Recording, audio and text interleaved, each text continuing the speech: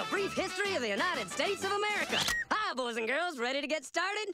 Once upon a time, there were these people in Europe called pilgrims, and they were afraid of being persecuted.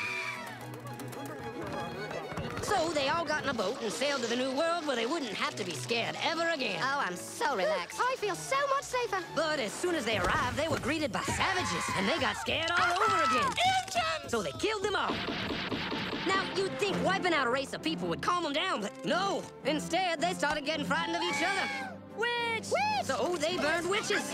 In 1775, they started killing the British so they could be free. And it worked, but they still didn't feel safe. So they passed a Second Amendment which said every white man could keep his gun. I loves my gun. Loves my gun. Which brings us to the genius idea of slavery. You see, boys and girls, the white people back then were also afraid of doing any work. So they went to Africa, kidnapped thousands of black people, brought them back to America, and forced them to work very hard for no money.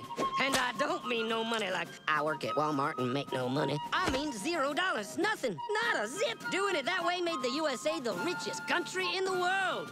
So did having all that money and free help calm the white people down? No way. They got even more afraid. That's because after 200 years of slavery, the black people now outnumbered the white people in many parts of the South. Well, you can pretty much guess what came next. The slaves started rebelling. There were uprisings, and old master's heads got chopped off. And when white people heard of this, they were freaking out and going, I want to live. Don't kill me, big black man.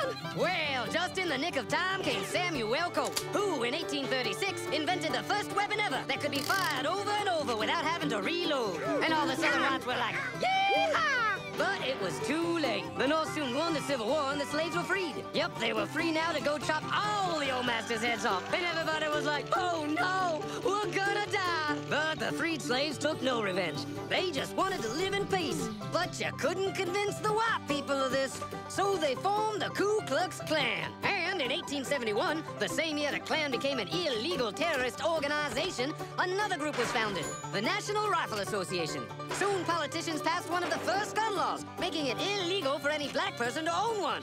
It was a great year for America, the KKK and the NRA. Of course, they had nothing to do with each other, and this was just a coincidence. One group legally promoted responsible gun ownership, and the other group shot and lynched black people. And that's the way it was all the way to 1955, when a black woman broke the law by refusing to move to the back of the bus. White people just couldn't believe it. Huh? Why won't she move? What's going on? Man, all hell broke loose. Black people everywhere started demanding their rights, and white people had a major freaky fear meltdown, and they were all like, run away! Run away!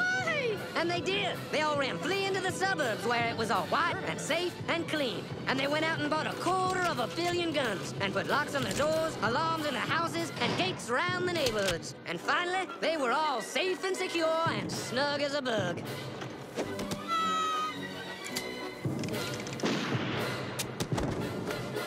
And everyone lived happily ever after.